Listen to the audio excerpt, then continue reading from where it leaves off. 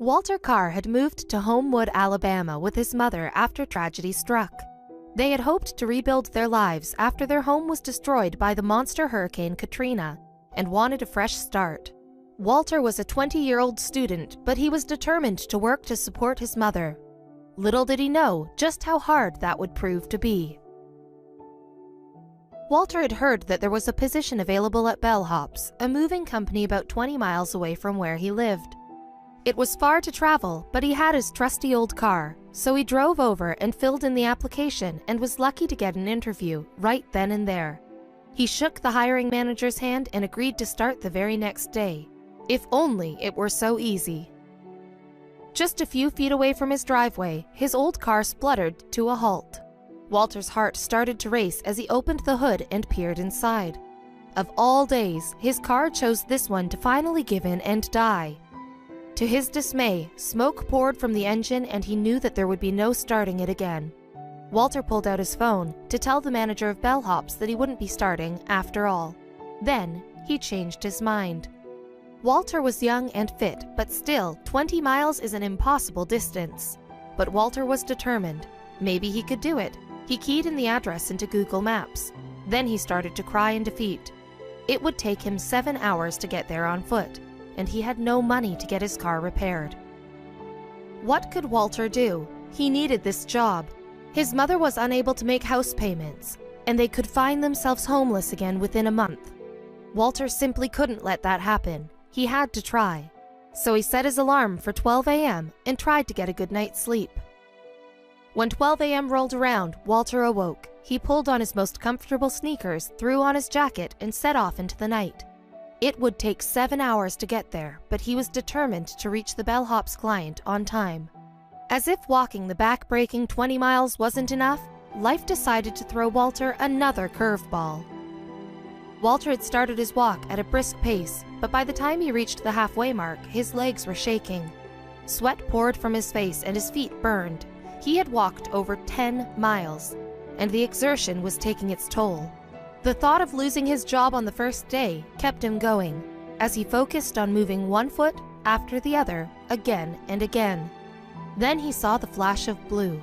He had been too focused on keeping his legs moving to notice, but a car had been following him for at least the last 10 minutes. It was 4:20 a.m. and he still had miles and miles to go. Then the car flashed its light and blared its short warning siren, and he knew they were there for him. Walter turned his head to see the cop car rolling up beside him. "Where are you rushing off to, buddy?" the cop asked, pointedly. He had had a rough and late night on parole duty, and the last thing he wanted was more trouble. Walter, gasping for breath, tried to answer him without breaking his stride. He was all too aware that the clock was ticking. The cop had seen enough and ordered Walter into the car. He didn't care to find out what this young man was doing in the street at this late hour. As far as he was concerned, he was up to no good. But when Walter mustered enough breath to tell him the reason for his late-night walkabout, his eyes widened in disbelief.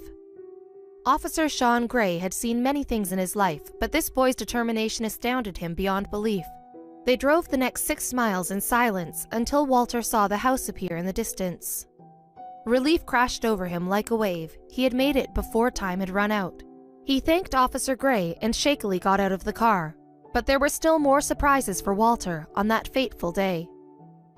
The policeman escorted Walter to the door and told the homeowner, Jenny Hayden Lamely, how he had traveled 14 miles on foot to help her with her move. She was flabbergasted by his dedication. When the rest of the Bellhops crew arrived, Walter tirelessly got to work loading boxes onto the moving van. He was exhausted, but he kept going. Then, Jenny wrote the post on Facebook that exploded overnight. Jenny's Facebook post read, "Yesterday was a long day, but a good day. Chris and I woke up around 5:45 a.m. to get everything staged and ready for our movers. Around 6:30 a.m. the doorbell rang. It was a police officer. He proceeded to tell us that he had picked up this nice kid in Pelham early this morning. The nice kid, Walter, said he was supposed to help us with our move today. It was his first day with his moving company, Bellhops, and he was training today. The officer proceeded to tell us that the previous evening, Walter's car broke down and he didn't know how he was going to get to work. So he left Homewood at midnight and started walking to Pelham on 280. He walked all night to get from Homewood to Pelham because he needed to get to work. Jenny was so awed by Walter's determination to get to his job that she started a GoFundMe account to raise the money he needed to repair his car. The target was set at $2,000, but when the Nietzschans read Jenny's heartfelt post, the original amount was exceeded by a whopping $32,000. But soon after, Walter's actions got the attention of Bellhop's CEO, Luke Marklin. Marklin immediately got into his Ford Escape and drove it from Tennessee to Homewood. On his arrival, he presented a gobsmacked Walter with the keys. Walter couldn't believe his eyes. The CEO of Bellhops had just given him his own family car. It was all too overwhelming, and Walter started to cry.